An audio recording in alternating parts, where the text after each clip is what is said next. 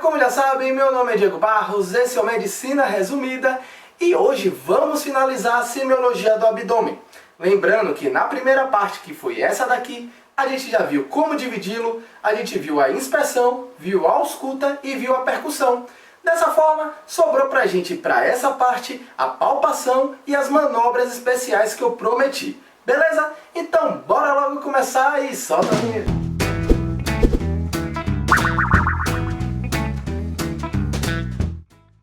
Então, continuando nosso exame do abdômen, e agora indo para a realização da palpação, o paciente deve permanecer em decúbito dorsal, como nas etapas anteriores.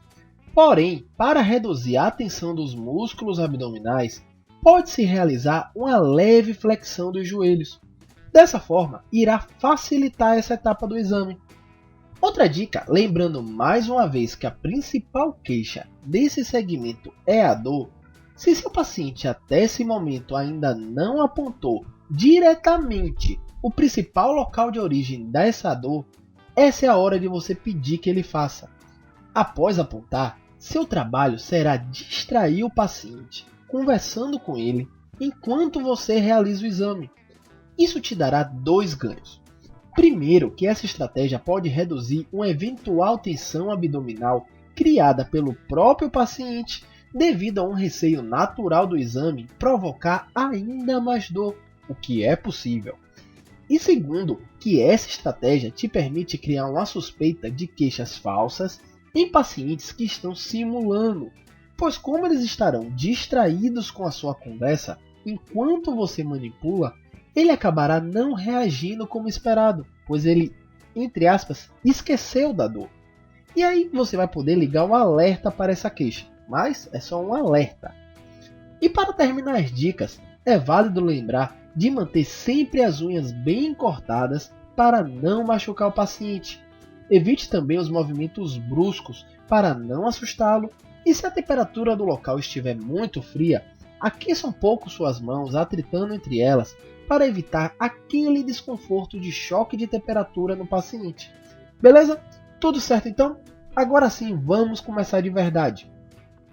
A palpação abdominal é dividida em duas etapas, a palpação superficial e a palpação profunda.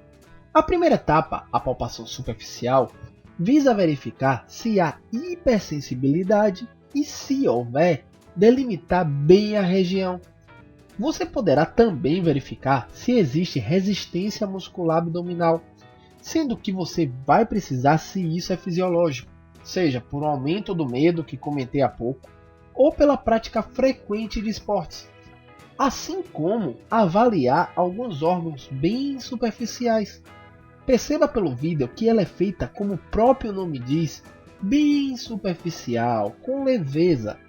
E novamente, garanta avaliar pelo menos os 4 quadrantes, mas nada te impede de avaliar diversas regiões.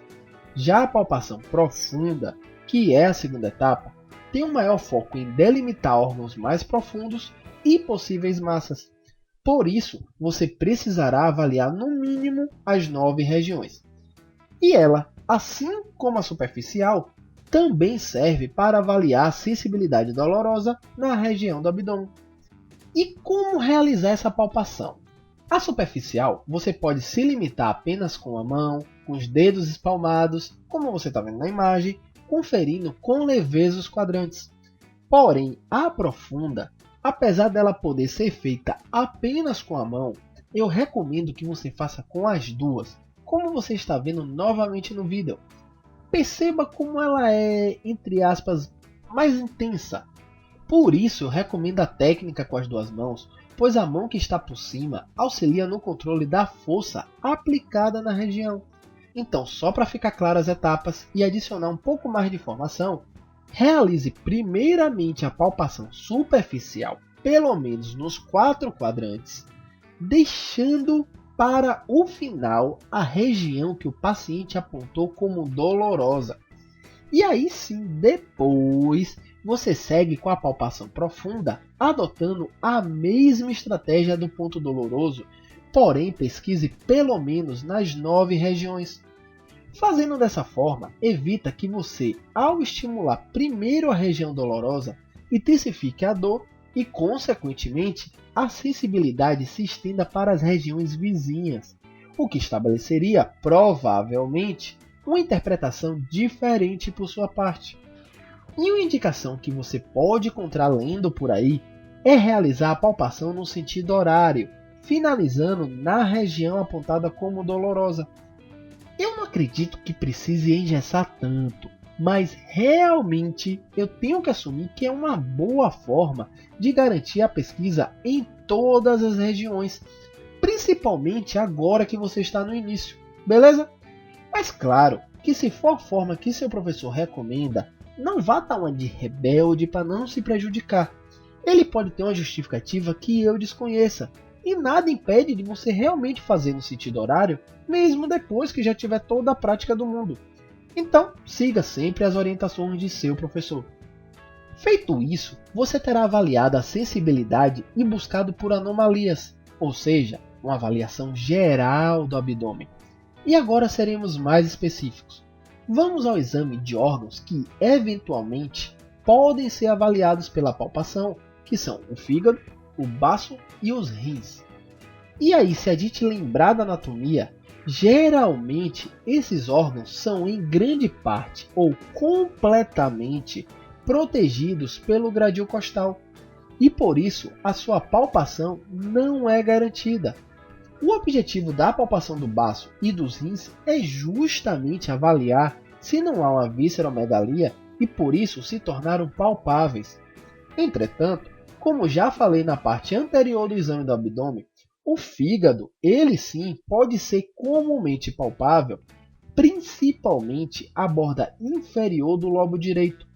E para aumentar a sua probabilidade de conseguir avaliá-lo, você pode pedir ao paciente para realizar uma inspiração profunda quando você for realizar alguma das técnicas que irei apresentar agora, pois essa inspiração irá rebaixar o diafragma e, consequentemente, os órgãos abdominais. Lembrando também que nesse momento do exame, você já tem uma estimativa das dimensões do órgão devido à hepatimetria realizada no momento da percussão. Então, use isso para guiar sua palpação. E vamos para as possíveis técnicas para a palpação do fígado. Eu preciso pedir desculpa, mas eu acabei não encontrando o vídeo que gravamos dessa parte. Porém, depois de pesquisar muito, eu encontrei um vídeo de uns alemães que fazem da forma como eu aprendi. A primeira técnica será bem semelhante ao que eu já expliquei da palpação profunda, utilizando uma mão sobre a outra. Quando o paciente realizar a inspiração que você solicitou, você irá realizar a pressão primeiramente para baixo, mas seguida de um movimento cranial, o que permite que a borda do fígado deslize pelas pontas de seus dedos. Ou seja, você fará com a ponta de seus dedos um movimento em parábola enquanto o paciente inspira. E você também pode fazer isso com a lateral da mão. Eu demorei para encontrar o vídeo ideal para substituir, pois a grande maioria que eu encontrei apenas faz a pressão para o interior do abdômen, o que teoricamente apenas te permite tocar o fígado e avaliar sua consistência, ao invés de deslizar sobre ele, o que permite avaliar além da consistência a sua borda e a sua superfície. Então, só para garantir que entendeu a técnica, vou falar da forma mais simples que eu encontrei. Finja que o abdômen do paciente é uma piscina e sua mão irá mergulhar nela. E o que a gente faz quando a gente mergulha? Primeiro você desce e seguindo para frente você sobe, beleza? Outra forma ainda de fazer é o chamado método de Lemos-Torres, que consiste em realizar o mesmo movimento, porém apenas com a mão, enquanto que a outra está na lombar do paciente, entre aspas, empurrando o fígado na direção da que está pressionando, assim como está na imagem. E por fim, temos o método de Mathieu, também chamado de método de garra ou técnica do gancho. Nela, você irá se posicionar olhando em direção aos pés do paciente e irá apoiar a sua mão no gradil costal direito e realizar o movimento de garra como se estivesse cavando com a mão. Dessa forma, você também tende a deslizar suas falanges distais pela borda do fígado. Tudo entendido? Agora, cabe sim a você ver o que o seu professor recomenda e, se tiver a liberdade, você avaliar o que melhor se adapta para você. Mas lembrando que, independente do que você escolha, você precisa avaliar a consistência, ou seja, se o fígado está maciço, que é o normal, ou endurecido, avaliar a superfície, se ela está fisiologicamente lisa ou se possui nodulações, e por fim ainda analisar a borda, ou seja, se ela é fina, bem delimitada, que é o normal, ou se ela está romba. E por que eu disse tentar? Porque primeiro, nem sempre o fígado é palpável, como eu já disse. E segundo, que só com a experiência que você irá conseguir realmente perceber essas características. Então é muito normal você simplesmente não conseguir identificar o que você está palpando. Então pratica bastante, mas fica tranquilo que é normal ter dificuldade. Beleza? E agora passamos para os órgãos que é normal você não palpar, mesmo com as semiotécnicas que irei apresentar agora. Começando pelo baço e depois vamos aos rins. A técnica para o baço será semelhante a Lemos Torres que acabamos de fazer para o fígado. Uma mão posteriormente na lombar, só que agora obviamente na esquerda, enquanto que com a outra você aprofunda em direção ao baço. Porém, recomenda-se para a palpação do baço colocar o paciente em decúbito lateral direito, com a perna esquerda flexionada como você está vendo no vídeo. E só para você não palpar seu colega e ele ficar desesperado porque você conseguiu, 5% de pessoas normais possuem o baço palpável, mas como é raro, não custa nada você marcar uma avaliação com o médico se puder, beleza? Já quanto aos rins, é ainda mais difícil de palpá-los, mas você pode tentar buscando um pouco mais inferior ao fígado, na região do flanco direito, fazendo o mesmo que você fez na pesquisa do baço com um paciente em decúbito dorsal ou sentado. Eu falei do direito por ele ser levemente mais inferior que o esquerdo por causa do fígado, mas você pode também tentar palpar o esquerdo da mesma forma, só que sinceramente é realmente difícil de palpá-lo. Sendo assim, finaliza a palpação e vou apresentar superficialmente algumas manobras especiais como eu já tinha prometido. E assim, dessa forma, a gente vai finalizar a semiologia abdominal. Irei aproveitar o gancho da avaliação renal que estávamos falando e irei para a punho-percussão renal. A punho-percussão renal visa avaliar se há uma infecção renal, uma pielonefrite. Para isso, você irá avaliar a sensibilidade da região aplicando alguns golpes nas lojas renais. Mas calma, antes que você saia dando soco na lombar do seu colega, existe uma técnica para isso e é com leveza. Coloque a mão espalmada num ângulo costo-vertebral e com a outra, com o punho fechado, aplique um golpe com a superfície ulnar na mão, como você está vendo aí no vídeo. Na verdade, não precisa nem nessa força toda, como eu já disse. A própria compressão da mão espalmada, por vezes, já pode ser suficiente para provocar a queixa do paciente de dor. Então, faça com um pouco mais de cuidado. E caso o paciente reclamar de dor, você vai ter o que chamamos de sinal de Giordano, beleza? E se você já leu os tópicos dos slides e assistiu a parte anterior da semiologia abdominal, sabe que já abordei tanto o piparote quanto a maciez móvel. E se ainda assistiu a semiologia cardiovascular toda, vai saber também como é a manobra de Valsalva. Porém, como essa tem mais tempo, eu vou repetir, não se preocupe.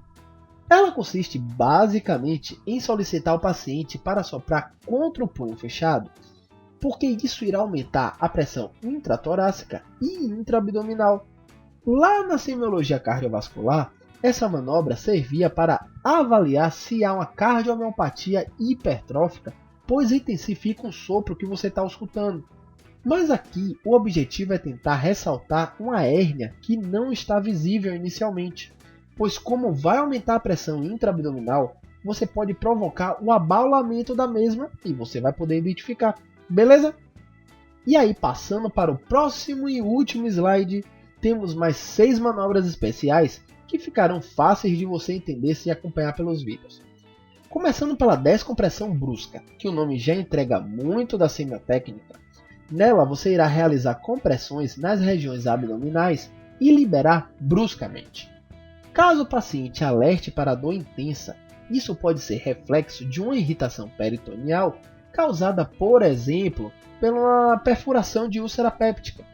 Agora, se essa mesma técnica for aplicada em 2 pontos específicos, a suspeita diagnóstica de apendicite ganhará bastante força. O primeiro ponto é o chamado ponto de McBurney, que está sinalizado na imagem. Para determiná-lo é fácil, basta imaginar uma linha reta entre a cicatriz umbilical e a crista ilíaca direita, que ela estará entre o primeiro e segundo terço mais próximo da crista ilíaca. Ou seja, traça a linha imaginária, imagina ela dividida em 3 partes, e na fronteira entre a primeira e a segunda parte, mais próxima da crista ilíaca, vai estar seu ponto de McBurney.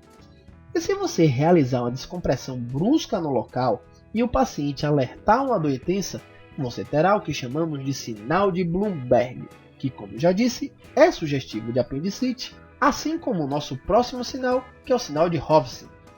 E para verificar esse sinal, você deve realizar a palpação do quadrante inferior esquerdo, e caso resulte em dor no quadrante inferior direito, você poderá dizer que tem o sinal de Hofsing positivo. Ainda para a suspeita de apendicite, e veja quantas opções nós temos o sinal do Pessoas. O que você fará basicamente será trazer a perna do paciente direita na sua direção, enquanto ele está em decúbito lateral esquerdo, e verificar se esse movimento provoca dor abdominal devido a esse movimento contrair o músculo Pessoas. E se provocar, você já sabe, sinal do Pessoas positivo. E para terminar, temos a pesquisa do sinal de Murphy. Para a pesquisa desse, você simplesmente usa a mão em garra no hipocôndrio direito do paciente, acompanhando o rebordo costal, e solicita que o paciente realize uma inspiração profunda. Verifique que a garra é diferente da técnica de Mathieu. Agora você vai pegar lateralmente.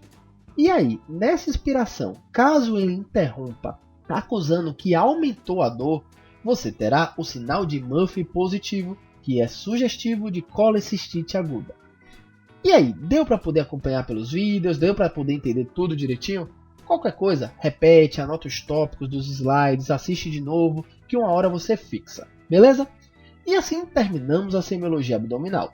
E se te ajudou, clique em gostei para me dar esse feedback, porque é muito importante eu saber que está funcionando. Se inscreve no canal para não perder os próximos vídeos e dá aquela força, compartilha com os colegas esse vídeo lá nas redes sociais. Críticas e sugestões, como sempre, nos comentários do YouTube, no Facebook ou no Instagram do canal, que está logo abaixo na descrição. E não deixa também de se inscrever nos canais dos parceiros, o professor Rogério Gozzi da Anatomia Fácil e o professor Fernando Mafra da Escola de Ciências da Vida, beleza? Então até a próxima e fui!